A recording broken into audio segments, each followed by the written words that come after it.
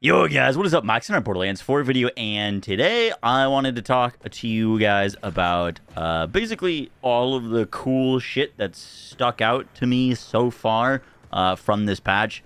In this latest patch, we got a new takedown, we got a bunch of new class mods, new weapons, new firmware, new everything, and I plan on having a video like I normally do, where we go over like a tier list of everything. We break down every single part combination and all that. That is going to take quite a while with, all of the new loot that's been added. And so in this video, I'm not going to be talking about all of the new loot. I just kind of wanted to talk about like the few items so far that have really stuck out as being really strong contenders that you can build around. Hope you guys enjoy the breakdown. Let's do this. So we've got a few things to talk about. The first one that I wanted to mention, mainly because I'm on that character right now, is the new heavy ordnance, the Dropner. Now, this reads, warning from the Red Morning. This is a Ripper ordnance. It can come in all elements, if I'm not mistaken, and non-elemental as well. It consumes 3 ammo per shot, so it's got a pretty big mag, but that mag goes pretty quickly because it consumes ammo very quickly.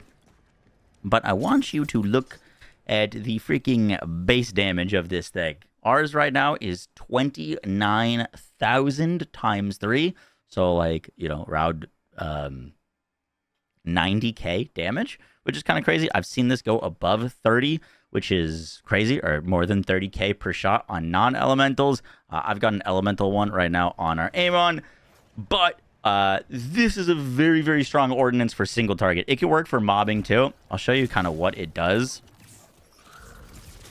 Do that, put up our thing, and then we'll shoot these discs, and these discs pierce bosses, and then they come back. So they'll like fly back towards us, which is really cool. So they shoot back, and all of them will come back to you. So if you like line up wherever you are in front of a boss or an enemy, you'll hit them twice. So it's doing all of that damage twice. And obviously, this works particularly well on large bosses because you can kind of shotgun them. If you're shooting like a single target mob, your likelihood of hitting all 3 discs on them is relatively low, but it does so much damage that doesn't really matter. But this in a mobbing build on like Trooper Harlowe, Ordnance Cache, Ordnance Amon. Obviously, you could even do it on Vex or Rafa. Anything that gets infinite ammo will be able to use this ordnance pretty well. And so far, it's been very, very fun. I don't think it competes with the laser discer for total mobbing, but for single target, it's definitely stronger. Or sorry, not the laser discer, the disc jockey. Disc jockey is still, in my opinion, the absolute goat of mobbing for ordnance. But it's very, very cool, very strong. If you're looking to get this for yourself, you're gonna want to get it from the new takedown. Our next weapon to mention, and probably so far my favorite weapon from the entire patch, is the Swan Song. Now, this is a dataless shotgun that comes with just ludicrous damage. It fires 4 pellets. It's got 41k DPS. Of the parts, I know it can roll Jacobs. Let me know down below in the comments if you found this thing with Torg Impact would be really, really cool on this. COV would be really interesting. It obviously can't roll like dataless shotgun because it already has an underbarrel, so you can't get like a dataless ammo swap.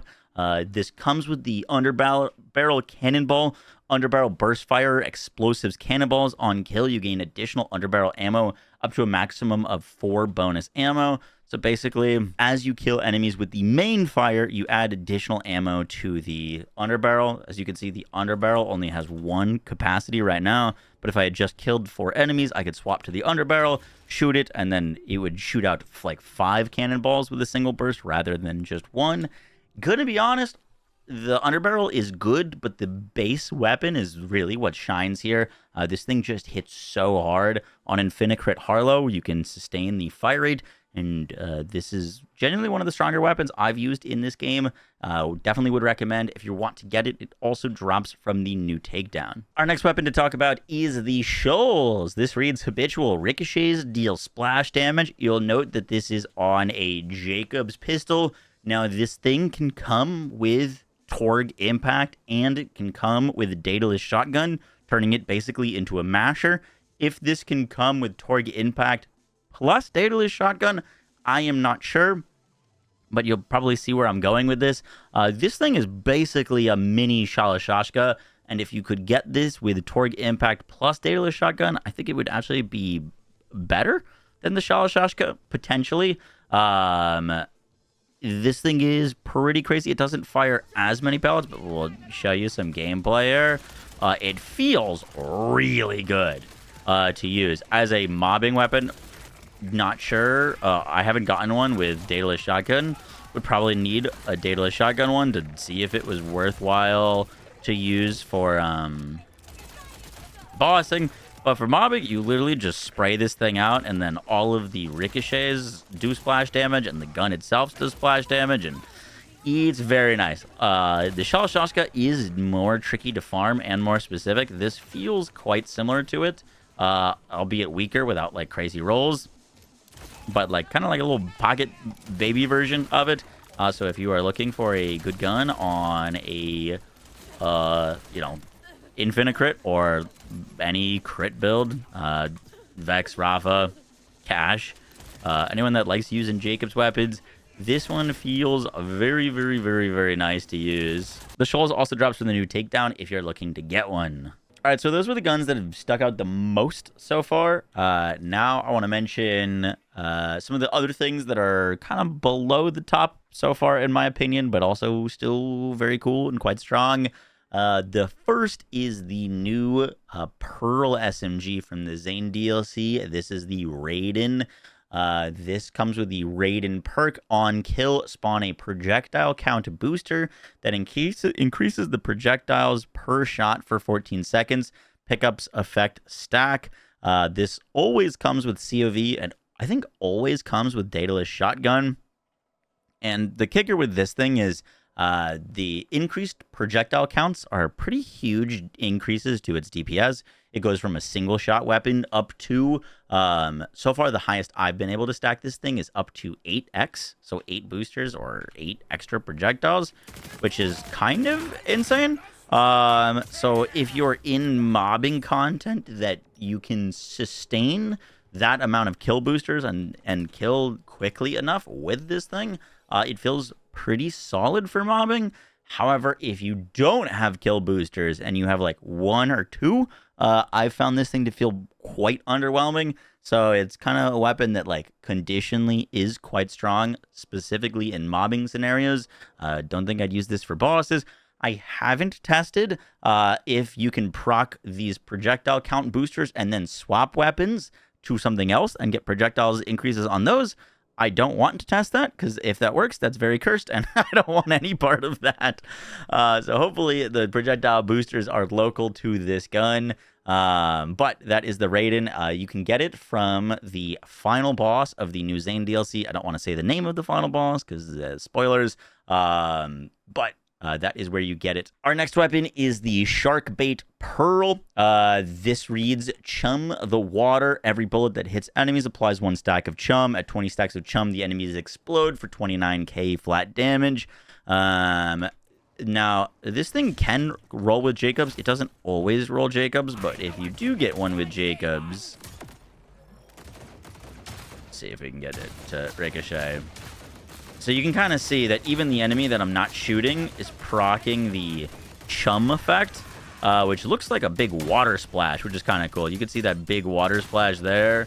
And obviously, if you have more fire rate, you proc it more often. It's pretty cool. The chum effect, you just, when you're shooting it in a group of enemies, you just see kind of like water explosions happening all the time, which is really awesome. Only issue with this weapon is at base, I just think it's a little bit weak in terms of just raw DPS that this thing puts out. The effect is cool. The rolls that you can get on it are pretty good, but if this thing got buffed up just a little bit, if it was a little bit stronger, I think it would be up there with the other like really strong weapons so far. But yeah, very functionally cool weapon. If you want to get this from the, or if you want this, you can get it from the new Takedown. And the last of our guns to mention is the Cormano shotgun. This comes from the Vault Guards. It comes, I think, when you first redeem it with no parts. You can get other parts on this thing. I believe you can get Ripper, and you definitely can get Jacobs on this. So Jacobs Ripper could be potentially really interesting. This thing shoots a big kind of horizontal spread of projectiles. The projectiles travel quite quickly, and they hit really hard. This thing's got 2.6k times 9 damage, and the projectiles are pretty easy to control and even land a bunch of them on a single target, even at distances, which feels quite nice. Normally these kind of like gyrojet missile launcher weapons feel quite awkward to use at range. This one feels nice. It puts out some pretty good DPS. Nothing like insane. It helps to get Jacobs, because then you can send other like horizontal projectiles out at other enemies. And last, we got a bunch of new class mods. I haven't gotten a chance to try most of them yet, so I don't really have opinions on them, but I did just want to like show them off in case you haven't seen them yet. So Harlowe's new class mod is called the Chirurgeon.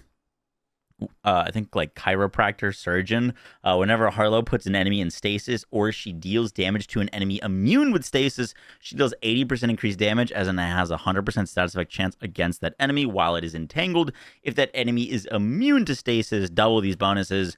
So immune enemies you do 160% increased damage against, which on paper this should be really nice. Only issue with this class mod so far that I've been messing around with in the short time I mess around with it is the perk rolls on it are not all that great. It's like a bunch of lifesteal cooldown, and then it can roll 1 point into triple point, which is pretty good. But I do plan on working on some stasis builds for y'all. Haven't gotten like fully around to that quite yet. For Rafa's class mod, we've got the Power Puncher. While Rafa has a grenade equipped, his melee attacks have a 25% chance to spawn a fire fissure that deals ordnance melee damage equal to Rafa's grenade damage.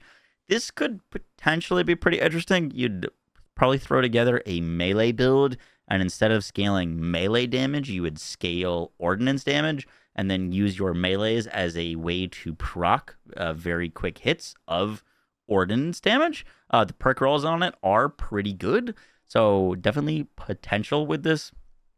You'd have to figure out, like, because you're not proccing grenades, you're proccing grenades based off of your damage. You probably just want to find the highest single instance of damage on a grenade possible. Could be really cool. Do plan on messing around with that. C4sh Class Mod looks also pretty nice. C4sh gains up to 40% increased gun damage per totem, per bone totem. The less health each bone totem has, the greater the gun damage. C4sh is quite good at spamming a ton of totems. So this could be really, really neat for a different gun build.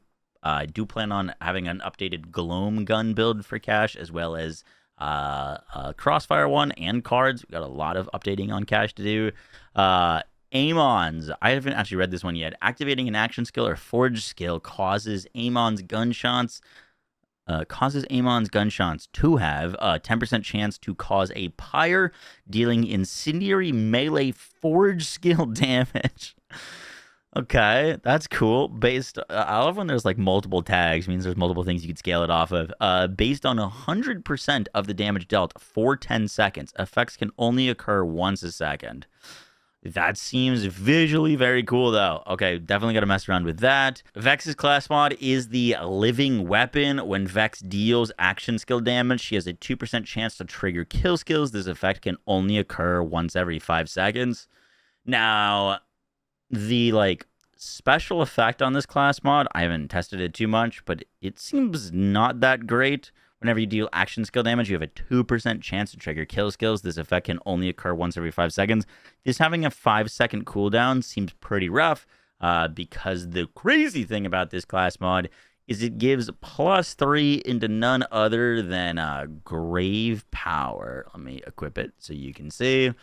So you can get +6 to all of your kill skills, which is kind of wild. meaning you get 9 stacks of Grave Implements, which is insane. You get 9 stacks of Grave Sights, 9 stacks of Grave Assault, 9 stacks of Grave Fiends. The implications of this class mod are kind of insane. I don't love the fact that this has a cooldown. It means, for example, if you're stacking kill skill at max once every 5 seconds, you've got 9 to do. You're going to take like 45 seconds to get to max stacks, which is, way too long to rely on this special effect. So I think you're most likely, unless there's some weird interactions with that, most likely still having to spec Mortal Terror with that. However, on a gun build, and particularly potentially on an action skill build with the Spectres, could be really interesting to stack up all of the kill skills, do a bunch of damage. Not a huge fan of this special effect, but the perks it rolls also are quite nice. It does roll points into Grave Deeper, which is bad. Grave Deeper, not good. We don't really care about kill skill duration. It's too small of a percentage increase.